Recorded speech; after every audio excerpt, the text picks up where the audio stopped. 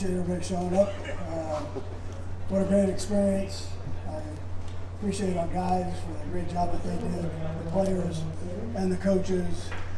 Defensively, our guys came out, played their hearts out like they've done all year, kept us in the game, and then the offense just kind of persevered through it. Tough in the first half, tough sledding, and they did a little better. We did a little better in the second half. And then obviously the last drive was a thing of beauty. And all of this, congratulations to the 49ers for being here. Kyle is a great head football coach. The 49ers are lucky to have him. And what a game, right? What a game. It could have gone either way. And it was just one of those games. I feel fortunate to have been on the positive side. Anyways. Go ahead, over here. Andy, to your right, congratulations. I wonder if you could just compare either the feeling of this versus the first Super Bowl win, or the sense of the achievement, what it was to win that versus what it took to win this. Yeah, it's a little bit surreal, but I think back-to-back is rare for this football team and this organization. So it's I got to have so many times as a dynasty. I don't know what a dynasty. I mean, you guys, you have the thesaurus. So I mean, you can figure it out. But it's a great win. It's because I know how hard it is to do, and then how hard the season was, the ups and downs of the season, and how proud I am of the guys for just hanging with each other, staying positive with each other. The defense, the young guys grew up, but nobody ever pointed fingers at the offense when the offense was growing, and it all kind of came together during the playoffs and worked out well. And great leaders, Patrick and Chris and Trav, and the job that they've done.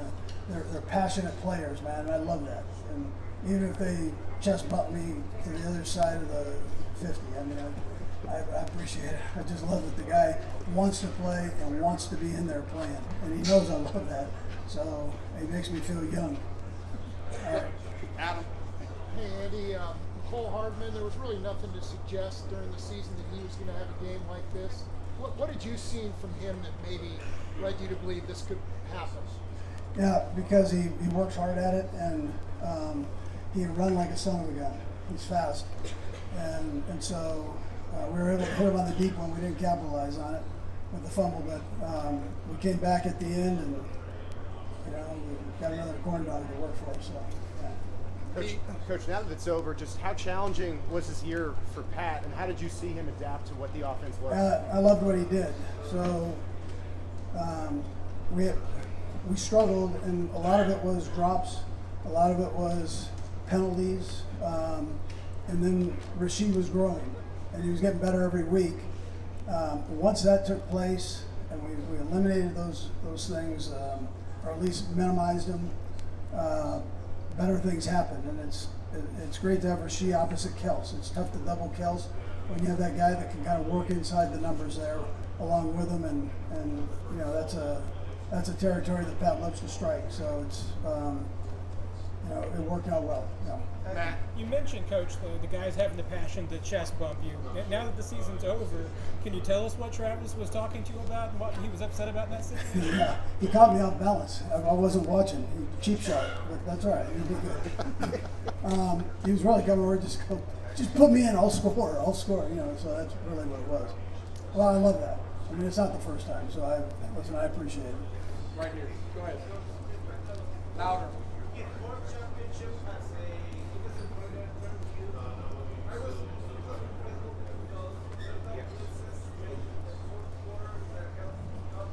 Yes. Yeah, listen, he's a phenomenal football coach. And so, he just has a great feel for it. He's got a good staff, and he's got good players to go along with it. Most of all, he's a great teacher. So that when you have young guys like we've had, that whole staff has done a great job of teaching, but he leads the parade on that. So what a heck of a year. Lindsay. Andy, this is the first postseason game with these new overtime rules. How much did you think about the strategy of what you would do in that scenario? Sure. You won the toss, and you're surprised about what Kyle's decision was? Yeah, well, that's a value of Mike Frazier. I mean, he does a great job with that. And so there's two ways you can go with it. You either kick it off or you can receive it. And I'm not sure there was a right answer necessarily. Ours ended up being the right one, but that easily could have gone the other way. So, but that's what we felt was the right thing to do. I'm never going to question Kyle because he's brilliant, and that was just something that we chose, and through our studies we felt was important. Sam? Andy, what makes Patrick sort of made for these moments? Yeah, I think you guys can appreciate it. You get to see him, what he is. I mean, there's no facade there. He comes to work every day, humble, wanting to be great, challenges the guys around him to be great every play, and never flinches. You drop the ball, we'll get the next one. Or listen, I need you in this spot right here. It's not like chewing them out or any of that bit. And likewise with the penalties. Okay, well, let's keep our hands tight. Let's not grab. So, but that's the way he operates. A pleasure to coach. Absolute pleasure to coach. Jeff? Travis only got the one target in the first half. What turned it around for him and for your play calling to get him the ball? Yeah, we haven't called for a couple more, and it just didn't work out. They doubled them early. And then we came back to him in the second half and had him rub off of people, so kind of do combination routes. A couple with Reid and then with MVS. So,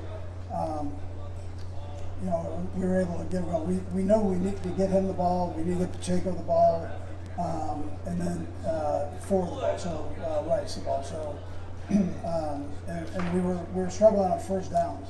We weren't doing very good on first downs. It was all over the place at first. We were going backwards actually. So that's not good against a team like this. Mike?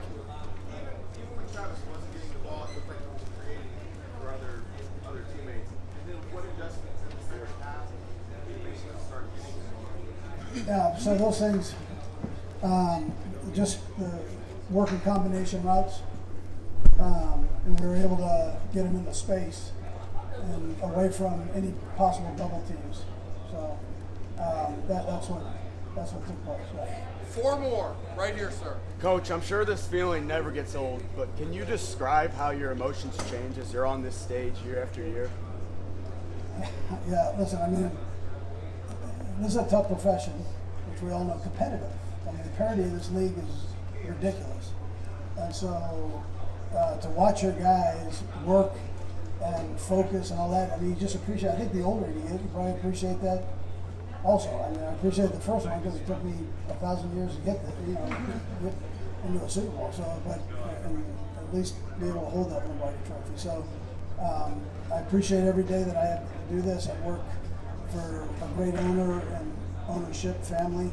And between Mark Donovan, Veach, and myself, we're lucky to be Kansas City Chiefs. And so that part feels good. And then we have a good locker room and we have good coaches. Andy, Travis said that he owes his entire career to you, not only because of your play calling, but because how you helped him learn to manage his emotions. How did you learn that initially with him, and how has that evolved over the years? Yeah, he was emotional today. So I get it. I mean, listen, I have 5 kids, so I get how that goes. The part I love is he loves to play the game, and he wants to help his team win. I mean, it's not a selfish thing. That's not what it is, and I understand that. And so, as much as he bumps into me, I get after him, and we understand that. He just caught me off balance. Eled? Yeah, Coach. What makes McCall tick as a player? Yeah. Well, he was cut, and we brought him back, and that's a tough thing. That's tough to handle mentally. And he came in with a positive attitude and just said, "Hey, I just want to help you guys win." And we kind of know what he does best, and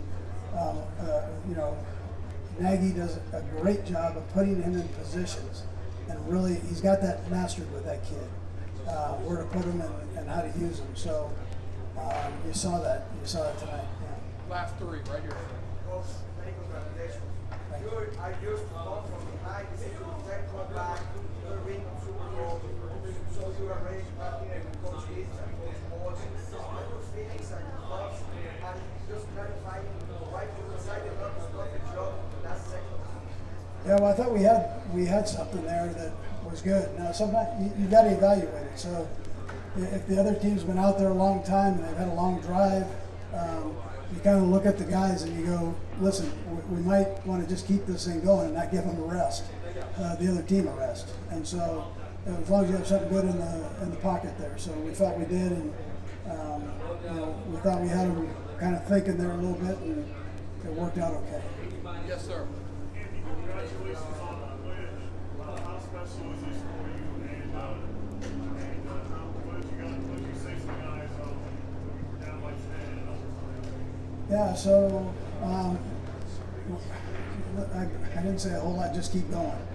Halftime, it was, we're right there. It feels, when you're in the Super Bowl, you're down by 7 points, it feels like 20. And so you got to just kind of calm it down, and we're right there. We're getting the ball to start the second half, and everybody just hang with each other, and good things can happen. So, and that was kind of the message. The guys were saying that. The three of them talked the night before. Kels, Chris, and Pat, and they did a great job of communicating that. It's a brotherhood. Stick together. We're playing a good football team. There are going to be highs and lows in this thing. Just hang together, and good things will happen. That's what they did. Last one, Charles. Yep. That's right.